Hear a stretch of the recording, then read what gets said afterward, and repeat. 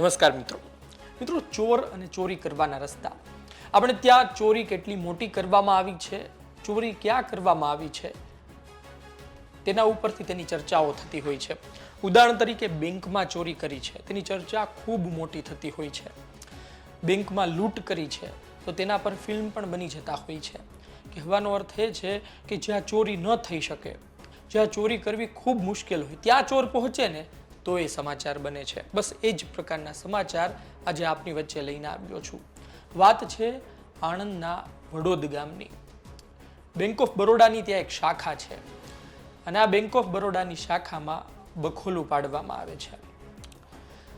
ચોર વિચારે છે કે આ બેંક ઓફ બરોડાની શાખાની અંદર જઈ બખોલું પાડી આપણે ચોરી કરી લઈશું, સ્ટ્રોંગ રૂમ સુધી પહોંચી જઈશું, રૂપિયા લઈ લેશું અને ત્યારબાદ આપણે એ રૂપિયા લઈ ફરાર થઈ જઈશું। ટૂંક સમયમાં કરોડપતિ અને શોર્ટકટ અપનાવવાની આ રીત સાથે ચોર ત્યાં પહોંચે છે। બેંક ઓફ બરોડાની શાખાએ બખોલું પણ પાડી દે છે, અંદર પણ ઘૂસી જાય છે, પરંતુ ચોરી થતી નથી।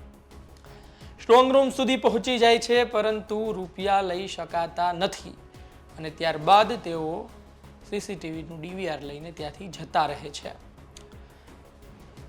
બેંકના કર્મચારીઓને ખબર પડે છે, પોલીસ કર્મચારીઓ ત્યાં પહોંચે છે અને ત્યારબાદ તેમના દ્વારા નિવેદન આપવામાં આવ્યું છે। સાંભળો શું કહ્યું।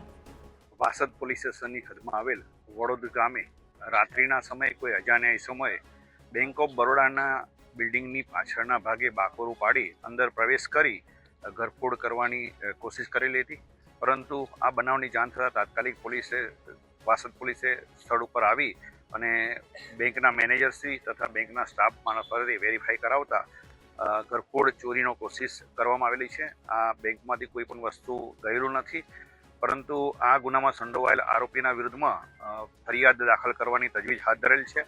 તેમજ વડોદ ગામે આવેલા સીસીટીવી કેમેરાના ફૂટેજમાં આરોપીઓ બાબતે હકીકત મેળવી આરોપીઓને પકડવાની તજવીજ હાથ ધરેલ છે। સર, આ આરોપીઓ કેટલા હોઈ શકે અને કેવી રીતે સ્ટ્રોંગ રૂમ સુધી પહોંચી ગયા હતા? સ્ટ્રોંગ રૂમ તોડવાની કોશિશ કરી હતી, ડીવીઆર પણ સાથે લઈ ગયા છે, તો શું કહેશો?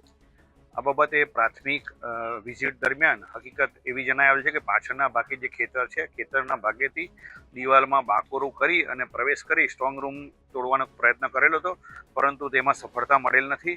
સાથે સાથે ચોરીમાં સંડોવાયેલા જે આરોપીઓ છે તે આઈડેન્ટિફાઈ ના થાય તે માટે બેંકમાં રાખવામાં આવેલો ડીવીઆર લઈ ગયેલ છે। તેમ છતાં વડોદ ગામે અગાઉ પોલીસ અને પ્રજાના સંકલનથી જે 12 જેટલા સીસીટીવી કેમેરા લગાવવામાં આવેલા છે તે સીસીટીવી કેમેરાનો અભ્યાસ કરી આરોપીઓને પકડવાની તજવીજ હાથ ધરેલ છે। થાપણદારોની થાપણ અને લોકર સહી સલામત છે? હાલ સુધી મેનેજર અને સ્ટાફના માણસોએ ચેક કરતા બેંકમાંથી કોઈ પણ ચીજ વસ્તુ ગયેલ નથી, માત્ર સીસીટીવી કેમેરાના જે ફૂટેજ છે એમાં આઈડેન્ટિફાઈ ના થાય તે માટે આરોપીઓ દ્વારા તે ડીવીઆર લઈ ગયેલ હોવાની હકીકત જણાવેલ છે। તો આપે સાંભળ્યું કે શું કહેવામાં આવ્યું। તમે સમજો કે જો ચોરી થઈ ગઈ હોત તો પછી આ સમાચાર ખૂબ મોટા બન્યા હોત, વધુ મોટા બન્યા હોત, પરંતુ ચોર ચોરી કરવામાં અસફળ રહ્યા છે। તેમની જે આખી યોજના હતી, તેનું જે આખું આયોજન હતું તેમાં કદાચ તેઓ ઉણા ઉતર્યા છે અને તેની પાછળ બેંકની અંદર સ્ટ્રોંગ રૂમની સિક્યોરિટી જવાબદાર માનવામાં આવે છે અને આટલી મજબૂત હોવી પણ જોઈએ। વાત એ છે કે ભૂતકાળમાં થઈ ચૂક્યું છે, ભૂતકાળમાં બેંકમાં ચોરી થઈ ચૂકી છે, ભૂતકાળમાં આ પ્રકારે બખોરું કરીને સુરંગ કરીને અંદર ઘૂસી જતા હોય છે અને ત્યારબાદ ચોરી કરી હોય તેવા સમાચાર પણ બની ચૂક્યા છે। ફરી એક વખત આણંદના વડોદથી સમાચાર આવ્યા, પરંતુ ચોરી થતાં અટકી છે। એક ગામમાં ખૂબ નાનો વિસ્તાર હોય, ખૂબ ઓછી વસ્તી રહેતી હોય, પરંતુ તેવું નથી હોતું કે ત્યાં રહેતી બેંક સુરક્ષિત હોય। ઘણી વખત એવું પણ હોય કે જ્યાં ઓછી વસ્તી હોય, છેવાડાનો વિસ્તાર હોય, બેંક હોય પરંતુ રૂપિયા ઝાઝા હોય, ત્યાં પણ ચોરી થઈ શકે છે। આપનું શું કહેવું છે કોમેન્ટ બોક્સમાં જરૂરથી લખજો અને મુખ્ય વાત એ છે કે આ પ્રકારના ચોરીના સમાચાર આ પહેલાં તમે ક્યાં સાંભળ્યા હતા એ પણ જણાવજો।